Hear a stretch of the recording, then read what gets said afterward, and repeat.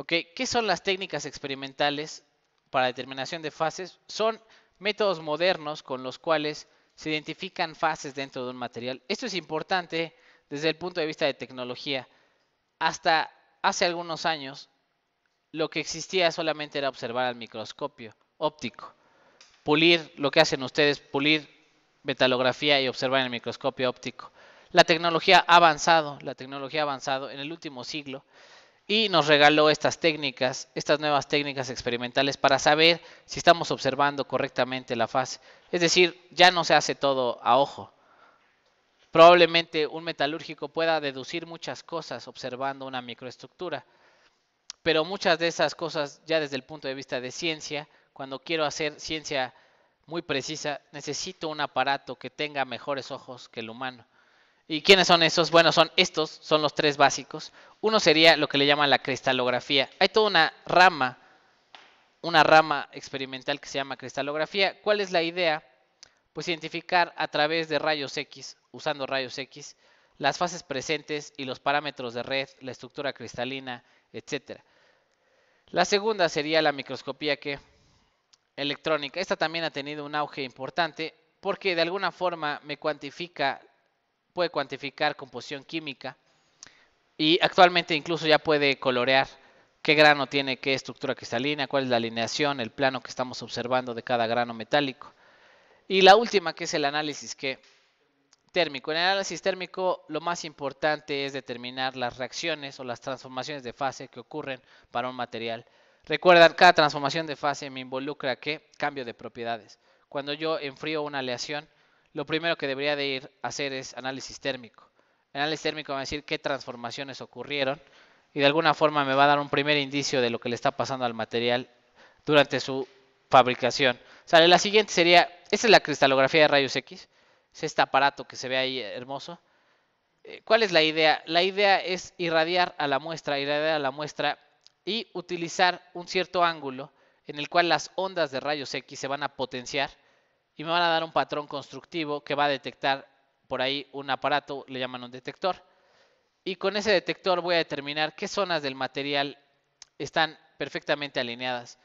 Y siempre yo hago la analogía, es como intentar arrojar la luz en un espejo.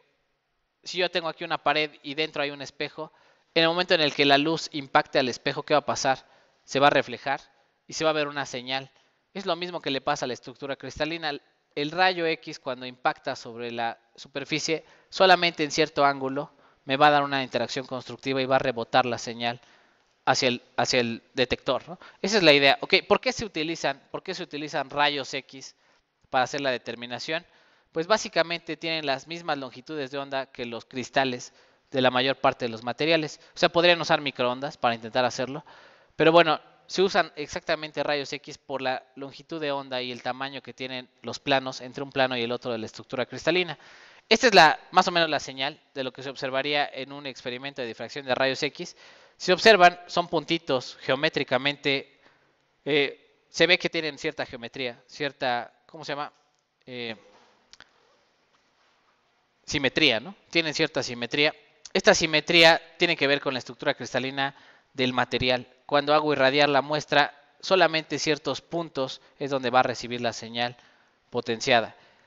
¿Cuál es la idea? Okay, la idea dice ahí, de alguna forma se utilizan más o menos, se utilizan los rayos X por la longitud de onda que producen. Y lo que va a suceder es que las señales que va a recibir el detector se pueden hacer transformada de Fourier y de alguna forma se puede ver la estructura cristalina del material. Por supuesto, esto va a quedar fuera del curso, ¿verdad? Hay gente que hace doctorado para ese tipo de cosas, ¿no? Pero hay que saber que las señales se les puede aplicar un análisis matemático para saber qué estructura estamos observando. ¿Cuál es el principio? Le llaman la ley de ¿quién? De Bragg. No sé si ya la han escuchado. ¿Cuál es la ley de Bragg? Ok, la ley de Bragg dice lo siguiente. Si tú haces irradiar en una estructura cristalina, haces irradiar cierta radiación con un ángulo específico, de tal forma que la distancia entre los planos cumpla con esta ecuación, donde n es un múltiplo, o sea, n es un múltiplo de la longitud de onda, puede ser 2 veces lambda, 3 veces lambda, etcétera. cualquier longitud de onda que utilices, cuando choque en cierto ángulo específico va a haber una interacción constructiva de las ondas. ¿Qué quiere decir? Va a ser como un espejo. Yo le doy al material y ¿qué le va a pasar? Va a rebotar.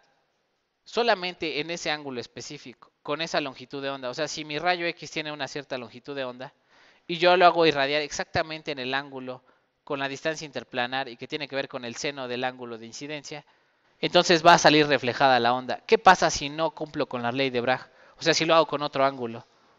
Pues el material va a ser como una esponja y se va a robar toda la radiación. O sea, yo le hago impactar el rayo X y ¿qué va a pasar?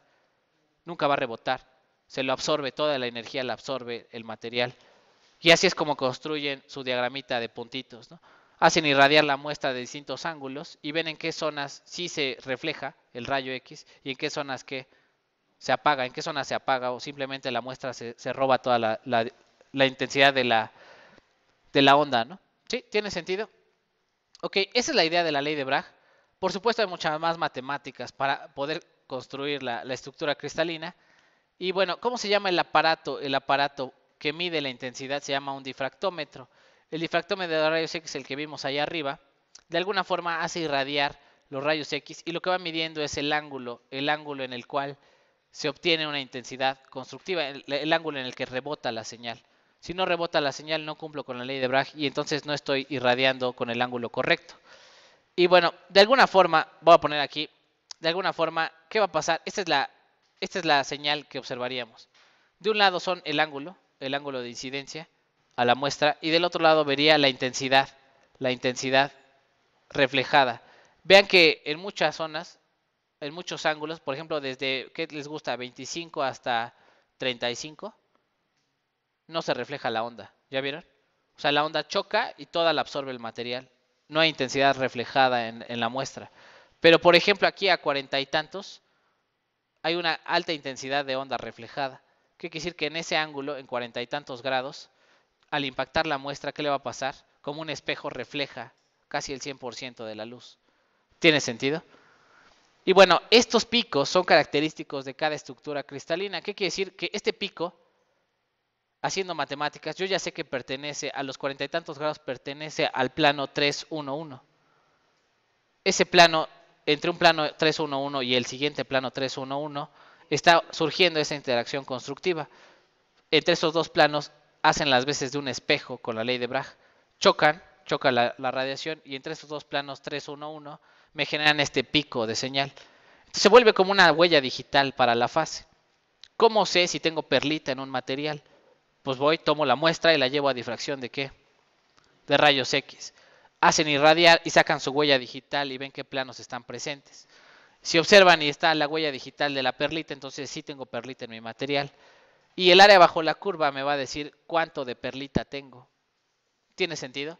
De alguna forma el área bajo la curva, o se puede hacer un análisis cuantitativo, es mucho más difícil, pero se puede hacer un poquito. ¿Cuál es la idea? La idea sería calcular qué porcentaje de perlita y de ferrita tengo. ¿Tiene sentido? Esta es la forma de determinar científicamente, sin el ojo humano, las fases, ¿no? Es la única forma. Es como ver los calzones del material, ¿no? Hago irradiar la señal y ¿qué sucede? Me muestra qué planos están presentes en la muestra. ¿Dudas, preguntas con esto? Chale, vamos a intentar poner ahí. Con análisis de Fourier se puede observar incluso esto, ¿no? Esto es como un tolueno, una cosa por el estilo.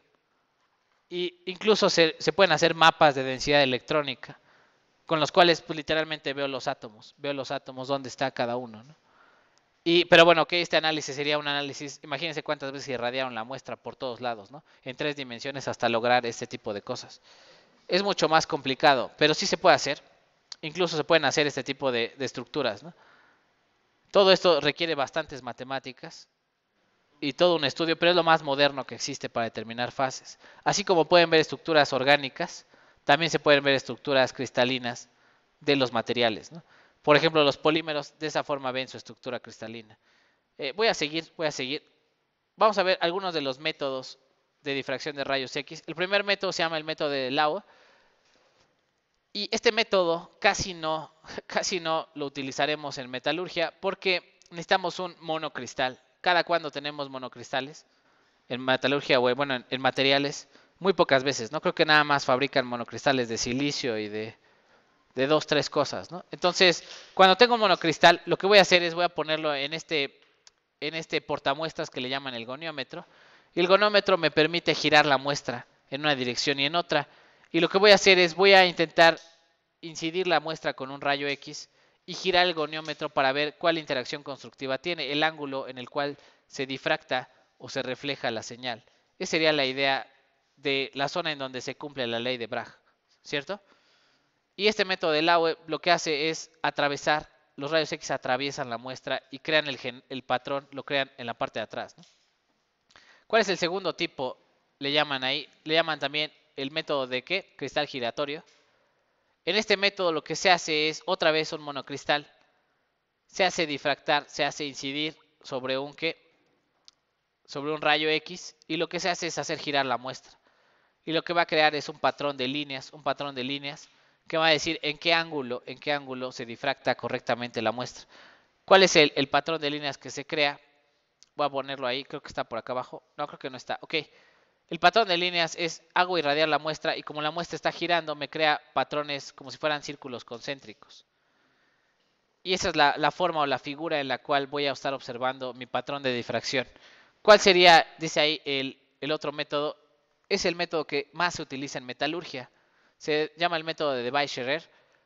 Este método de Debye-Scherrer lo que necesita es polvo cristalino, o sea, polvo de metalurgia. ¿Cómo crean polvo en metalurgia? Pues toman una lima y ¿qué hacen? Pues raspan su material y crean un poquito de polvo metalúrgico, un poquito del polvo de su material. Y con este polvo vamos a hacer incidir la muestra directamente con un detector, que era el primer aparato que vimos, ¿se acuerdan?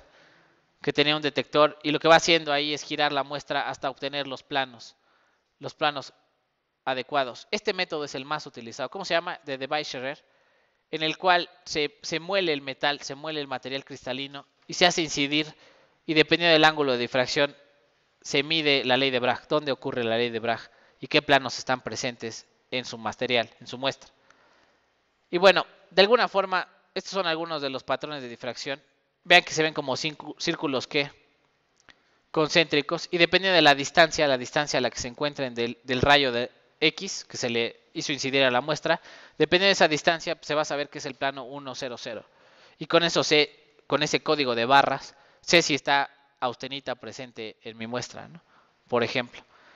Bueno, vamos a ver otra más, que sería el segundo tipo de análisis, que sería la microscopía electrónica. En esta microscopía electrónica lo que se hace es, se irradia con una haz de electrones, para intentar observar la muestra. De alguna forma, el microscopio óptico no puede tener más resolución que la luz visible, es decir, la longitud de onda visible es mucho más grande que la del microscopio electrónico, simplemente por la luz con la que hoy estamos intentando observar la muestra. Es decir, por más que intentemos observar la muestra con el microscopio óptico, no vamos a poder nunca superar el rango de la longitud de onda visible.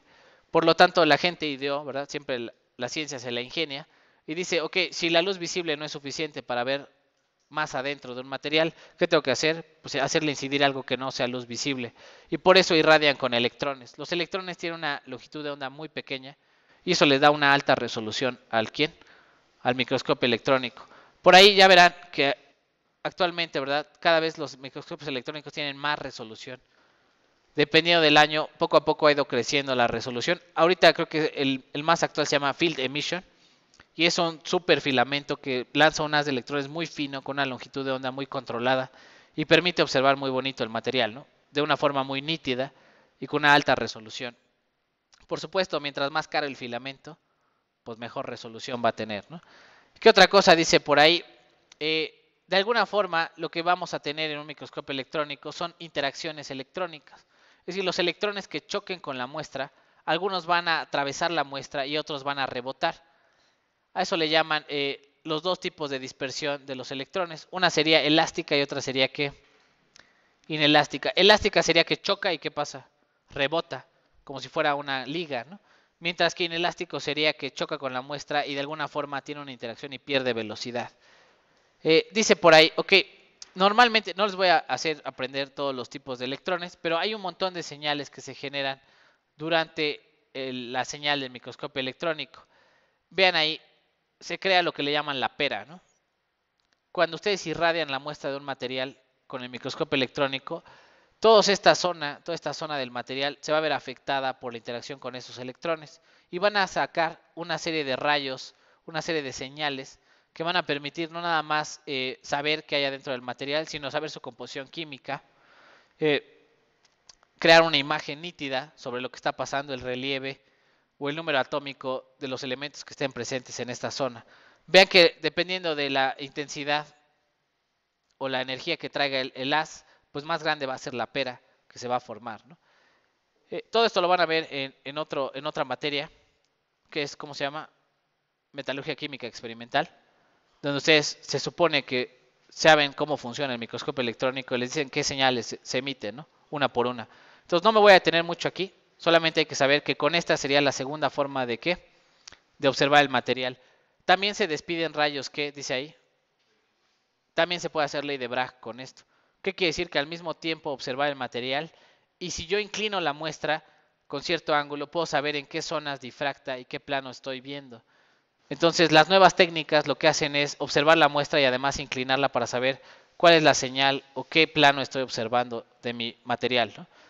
Sale. Voy a intentar ahí están algunos de los tipos de electrones. Están los electrones secundarios, le llaman los backscatter, los retrodispersados, y los rayos X que se generan en la muestra. Y bueno, ahí están algunas simulaciones de lo que pasa en su material, qué le pasa a los electrones, cómo se difunden, y la zona en la que afectan estos electrones, ¿no?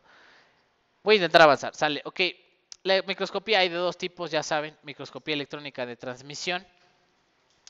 En la microscopía electrónica de transmisión, la muestra debe de ser ultra fina. Normalmente se corroe con algún líquido, algún ácido. Se lleva a cabo un electropulido en el cual se logra hacer una lámina muy delgadita de ¿qué? De material. Y una vez que tengo la lámina delgadita, se hace pasar el haz de electrones y lo que se busca aquí es que se atraviese, el haz de electrones atraviese la muestra.